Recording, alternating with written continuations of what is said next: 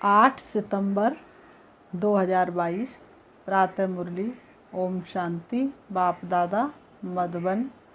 आज बाबा ने सुनाया, मीठे बच्चे, तुम्हारा पुराना दुश्मन रावण है और कोई से तुम्हारी दुश्मनी नहीं। तुम्हारा पुराना दुश्मन रावण है। तुम्हारी लड़ाई बड़ी खौफनाक है। तुम जितना एक के साथ योग लगाएंगे उतना दुश्मन पर जीत पाने का बल मिलेगा। मीठे बच्चे, तुम्हारा पुराना दुश्मन रावण है। तुम्हारी लड़ाई बड़ी खौफनाक है। तुम जितना एक के साथ योग लगाएंगे उतना दुश्मन पर जीत पाने का बल मिलेगा। प्रश्न है, तुम ब्राह्मणों की डिपार्टमेंट दुनिया के मनुष्यों से बिल्कुल ही भिन्न है, कैसे और कौन सी? तुम ब्राह्मणों की डिपार्टमेंट दुनिया के मनुष्यों से बिल्कुल ही भिन्न है, कैसे और कौन सी? उत्तर, तुम ब्राह्मणों की डिपार्टमेंट है श्रीमत पर पावन बनना और बनाना। तुम योग बल से अपने पापों को भस्म करते हो। तुम्हारी सब मनोकामनाएं बाप पूरी करते हैं। मनुष्य तो जो कुछ करते उससे नीचे ही उतरते आते, रिद्धि सिद्धि आदि सीख लेते, परंतु पतित तो बनते ही जाते हैं। कितनी रिद्धि सिद्धि सीख लेते लेकिन फिर भी पतित तो बनते ही जाते हैं। गीत है, हमारे तीर्थ न्यारे हैं। ओम शांति। इस पुरानी दुनिया में रहते हुए तुम बच्चों का इस पुरानी दुनिया से कोई नाता नहीं रहा है। भले पुरानी दुनिया में है लेकिन पुरानी दुनिया से कोई नाता नहीं। बाबा ने कहा, तुम नई दुनिया के लिए पुरुषार्थ कर रहे हो। चले हैं फरिश्ते इतिहास रचने, खुद को बदलने, जग को बदलने। तो अब हम कौन हैं? फरिश्ते। खुद को बदलने के लिए और जग को बदलने के लिए इस सृष्टि रंगमंच पर पाठ बजा रहे हैं। बेहद के बाप से वर्षा लेने, जब तक स्थापना हो तब तक भल पुरानी दुनिया में बैठे हैं। इस तन में प्राण रखे हैं बाबा तेरे ही खातिर। जग में पुराने ठहरे हुए हैं, जग परिवर्तन की खातिर। तो ये जग में हम क्यों हैं? सिर्फ जग परिवर्तन करने के लिए। बाकी ये दुनिया अच्छी नहीं लगती है। बाबा ने कहा, परंतु तुम्हारा सारा ध्यान स्वर्ग की सच्ची कमाई तरफ है। विनाश तो होना ही है। आसार ऐसे देखने में आते हैं, ये भी जानते हो कि इस रुद्र ज्ञान यज्ञ से विनाश ज्वाला निकली है। जरूर हमारे अथवा भारत के कल्याण के लिए ये महाभारत लड़ाई लगनी है। अभी वास्तव में तुम किससे लड़ाई नहीं करते हो। तुम तो डबल अहिंसक हो। तुम्हारे पास न काम की न क्रोध की हिंसा है। मुख्य हिंसा काम की कही जाती है। प्रभु ने ब्रह्मा मुख से यही कहा और सबसे बड़ी पूंजी है पवित्रता। पवित्रता ही जीवन का सच्चा श्रृंगार है। पवित्रता रूपी पूजी गई तो सब कुछ गया। तो बाबा ने कहा, ये तो है ही पतित दुनिया। बाबा कहते, ये तो है ही पतित दुनिया। तुम तो डबल अहिंसक हो। तुम्हारे पास ना काम की ना क्रोध की हिंसा है। मुख्य हिंसा काम की कही जाती है। ये तो है ही पतित दुनिया।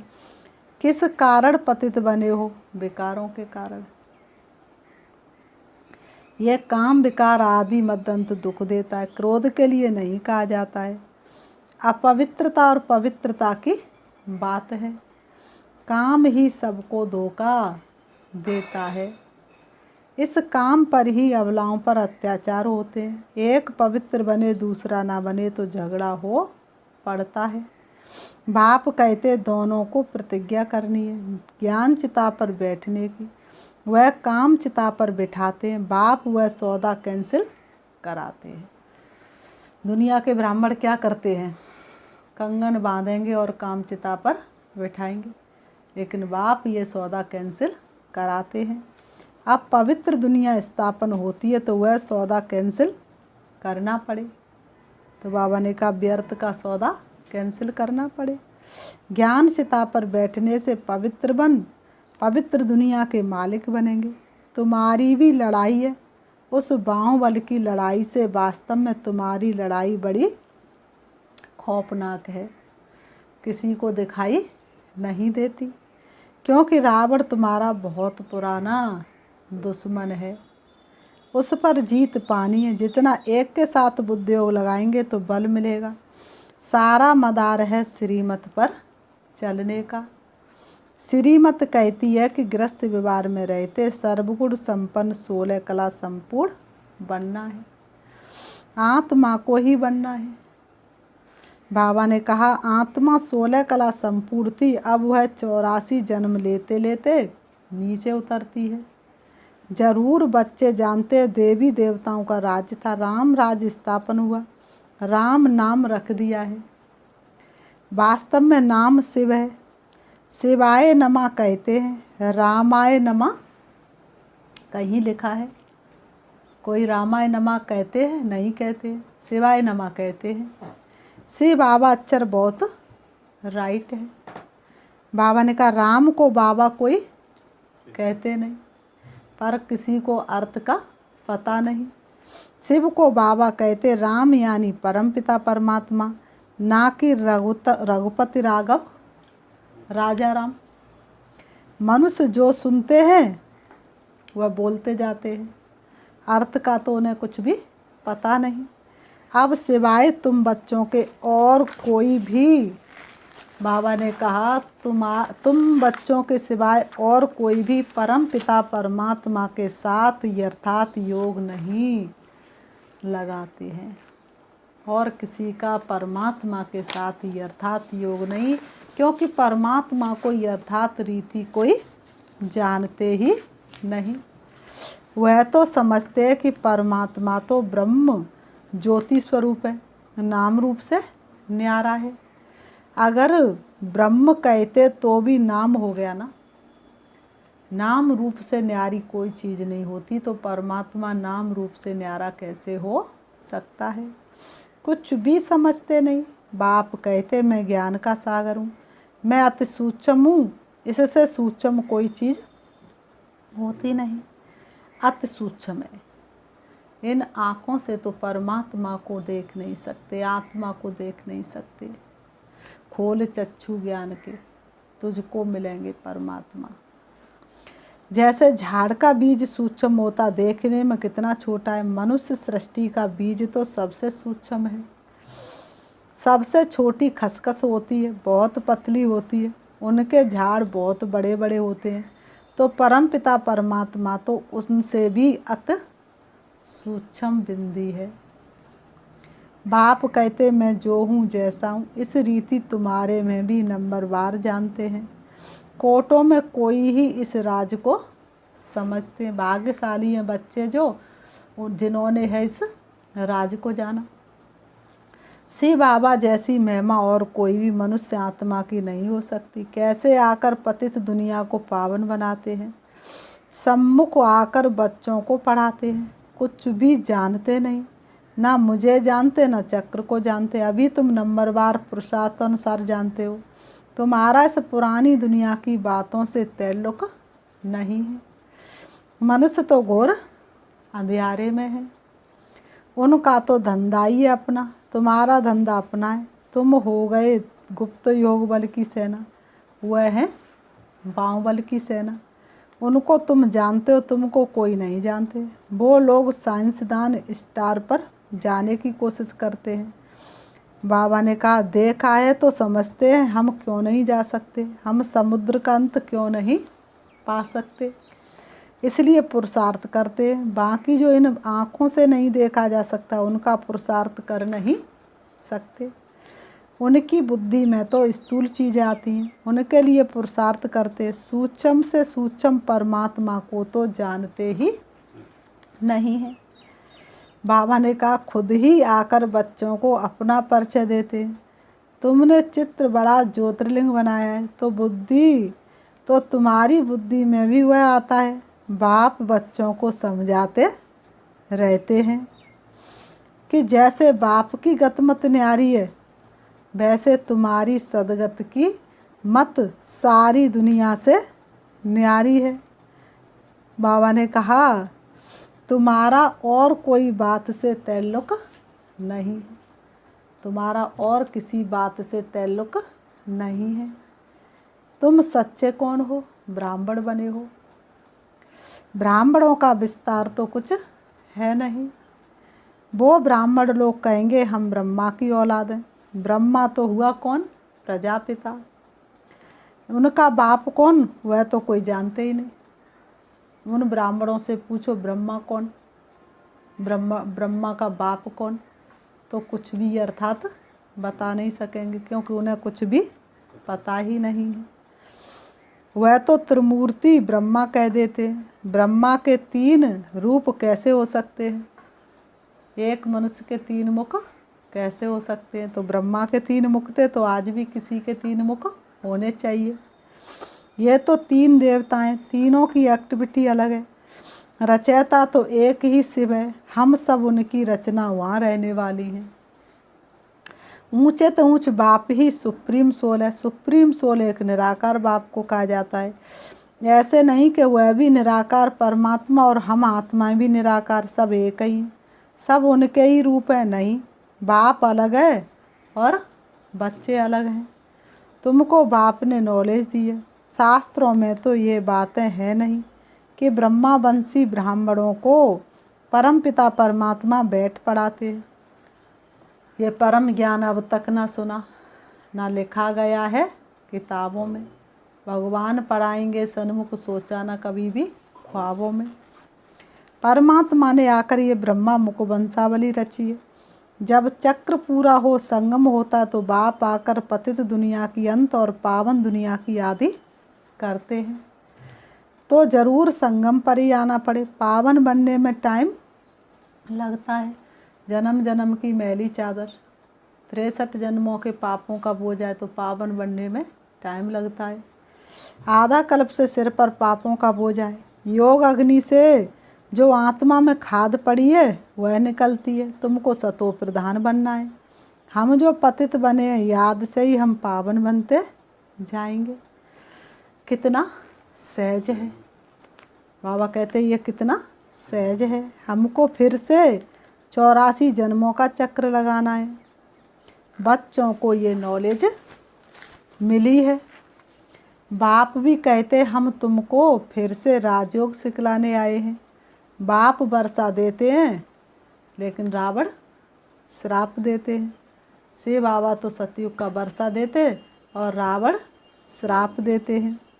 ये बाप ही बैठ समझाते। इस समय बाप आकर सब मनोकामनाएं पूरी करते हैं।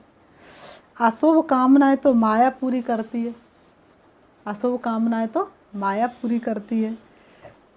आजकल रिद्धि सिद्धि वाले बहुत पैसा कमाते हैं।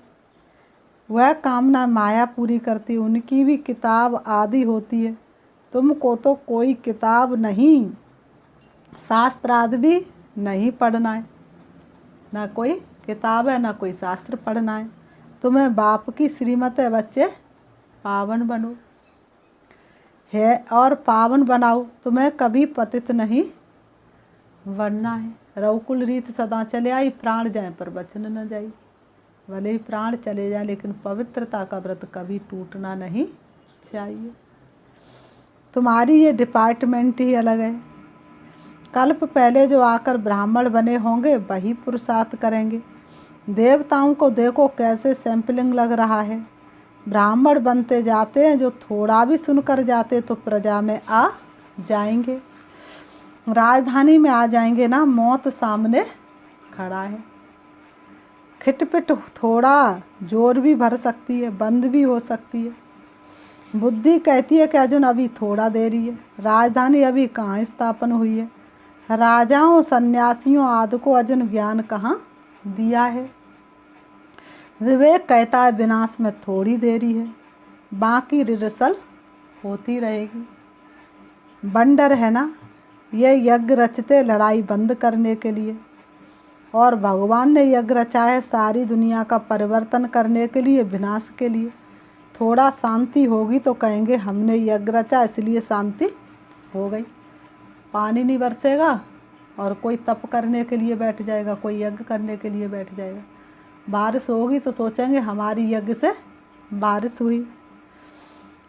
एक बार यज्ञ सफल हुआ तो चलता रहेगा, और वही शास्त्री को बार बार बुला के उसी से बार बार यज्ञ कराएंगे।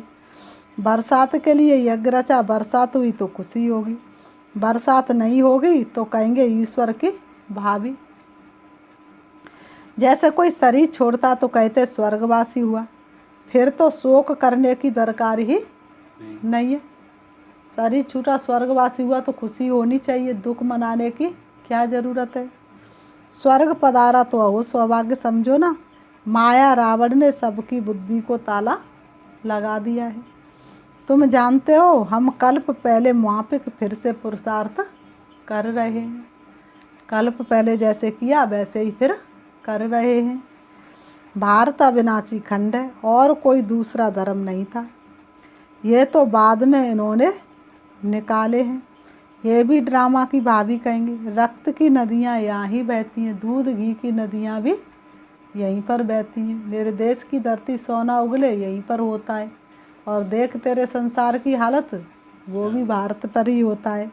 एक दो में लड़ते रहते, बल भाई भाई होकर बहुत समय से रहे पड़े हैं, परंतु हिंदू और मुसलमान धर्म तो अलग अलग है ना।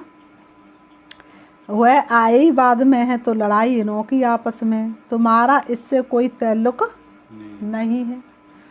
तुमको अपनी सर्विस में तत्पर रहना है। सिर्फ 3 पैर पृथ्वी ले ये रूहानी हॉस्पिटल खोलना है। सिर्फ 3 पैर पृथ्वी लेकर के ये रूहानी हॉस्पिटल खोलना है। फिर धीरे धीरे वृद्धि होती जाएगी, बूंद बूंद से तालाब ऐसे होगा ना। घर में भी ये चित्र रखो, अपने अपने घरों में भी ये चित्र रखो। बेहद के बाप से 21 जन्मों का वर्षा कैसे पा सकते हो, आओ तो समझाएं। मौत तो सामने खड़ा है, अब सिर्फ बेहद के बाप और वर्षे को याद करो। इनको मृत्यु लोक कहा जाता है। बाप कहते मुझे याद करो तो मैं तुमको साथ ले जाऊंगा।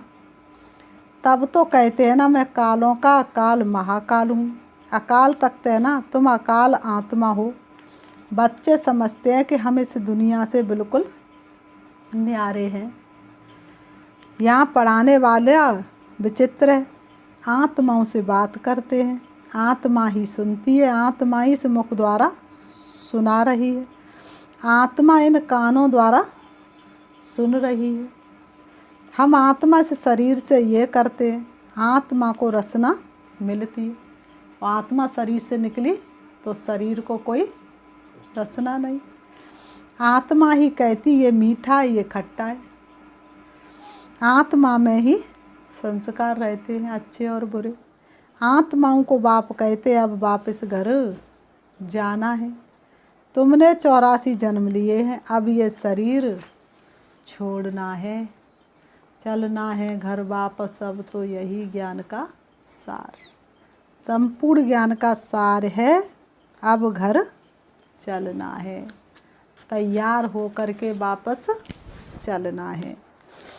तो बाबा ने कहा इनसे ममत्व निकालना है। सर्प भी मोह नहीं रखता है, उसके अंदर भी इतना ज्ञान है। उसे कष्ट होता है ना उसके ऊपर जो आ जाती है, तो वह भी मोह नहीं रखता है।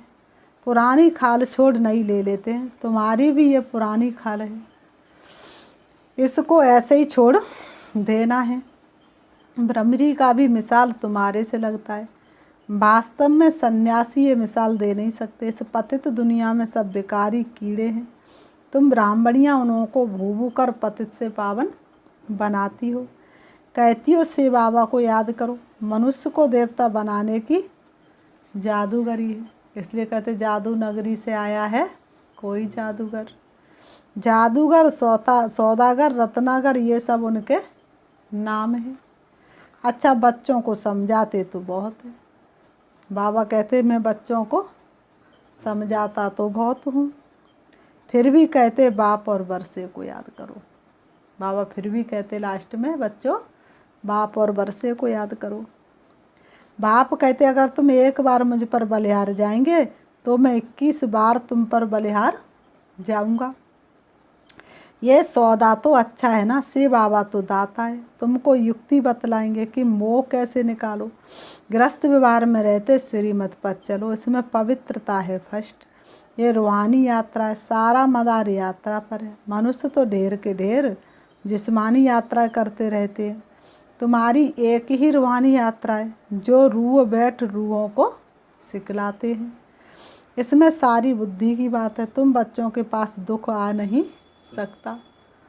सुख का सागर जब साथ है तो तुम बच्चों के पास दुख कैसे आ सकता है। सुखों का है सागर बाबा। तुम जानते इतना बड़ा विनाश हमारे लिए हो रहा है तो तुम्हें अंदर में दुख नहीं आ सकता। अगर आता है तो कच्चे हैं, ज्ञान की पूरी अवस्था नहीं है। अगर दुख आता तो समझेंगे कच्चे, ज्ञान की पूरी अवस्था नहीं है। फिर बाबा ने कहा अच्छा मीठे मीठे सिकीलते बच्चों प्रति माता पिता बाप दादा का याद प्यार और गुड मॉर्निंग। रूहानी बाप की रूहानी बच्चों को नमस्ते। हम रूहानी बच्चों की रूहानी बाप दादा को याद प्यार और नमस्ते नमस्ते नमस्ते। धारणा के लिए मुख्य सार नंबर 1, शरीर रूपी पुरानी खाल से मोह निकाल देना है। बुद्धि से रूहानी यात्रा पर तत्पर रहना है। वो शिव की याद रहेगी तब आँखों में समाया होगा। हम धन्य तभी बन पाएंगे जब ऐसा प्रिय जीवन होगा। जब शिव की याद आँखों में समाई होगी हमेशा, तो समझ लेना हमारा जीवन अब धन्य हुआ। नंबर 2, पुरानी दुनिया की किसी भी बात से ताल्लुक न रख ज्ञान चिता पर बैठ पावन बन बाप से पूरा वर्षा लेना है। वरदान, पवित्रता की श्रेष्ठता को धारण कर सदा शुभ कार्य करने वाले पुरुषोत्तम व विशेष आत्मा भव। पवित्रता की श्रेष्ठता को धारण कर सदा शुभ कार्य करने वाले पुरुषोत्तम व विशेष आत्मा भव। स्पष्टीकरण है, साधारण आत्मा जब पवित्रता को धारण करती हैं तो महान आत्मा कहलाती हैं। पवित्रता ही श्रेष्ठता है, पवित्रता ही पूज्य है। ब्राह्मणों की पवित्रता का ही गायन है। कोई भी शुभ कार्य होगा तो ब्राह्मणों से ही कराएंगे, जबकि वो ब्राह्मण तो पवित्र भी नहीं है। वैसे तो नामधारी ब्राह्मण बहुत हैं, लेकिन आप जैसा नाम वैसा काम करने वाली विशेष आत्मा हो। साधारण कर्म भी बाप की याद में रहकर करते हो तो विशेष हो जाता है। भले ही बर्तन साफ कर रहे हैं, है साधारण, लेकिन बाप की याद शक्तिशाली तो वह कार्य भी विशेष हो गया।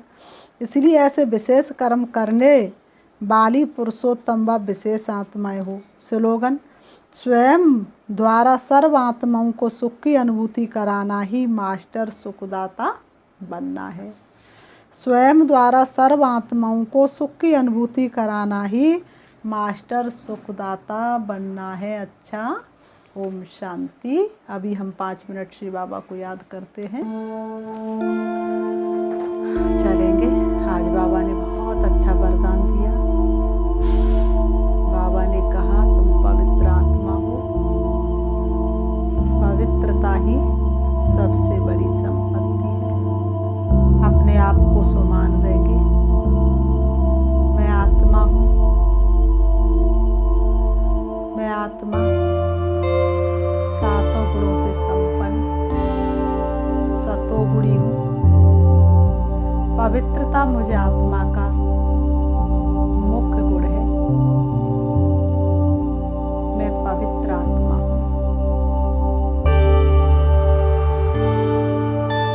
अनादि से लेकर अंत तक पवित्रता की ही पूजा है। पवित्रता मुझे आत्मा का निजी संस्कार है। पवित्रता मुझे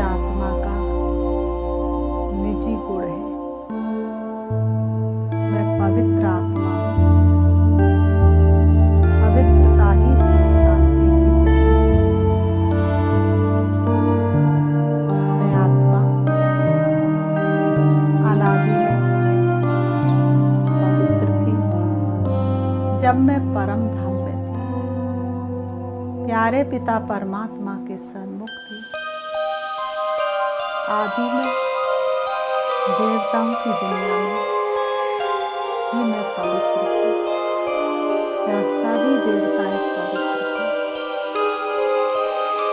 जब मेरी पूजा हो रही है तो भी मेरे पवित्र स्वरूप की भक्तगण पूजा कर रहे हैं। जब मैं संगम पर आई तो परमात्मा ने पवित्रता का व्रत रखा। संगम पर भी मैं पवित्र ब्राह्मण हूँ, मैं पवित्र फरिश्ता हूँ। मेरे एक एक मुझ आत्मा की पवित्रता सारे विश्व के पापों को नष्ट कर रही है। मुझ आत्मा की पवित्रता मेरे खुद के पापों को समाप्त कर रही है। पवित्रता के सागर शिव बाबा मेरे सामने हैं। उनकी पवित्रता मुझे शक्ति दे रही है। मुझे आत्मा के अंदर निर्माण कर रही है। मैं आत्मा पवित्र होती जा रही हूँ। मेरे चारों तरफ का वातावरण पवित्र है। ओम शांति, ओम शांति।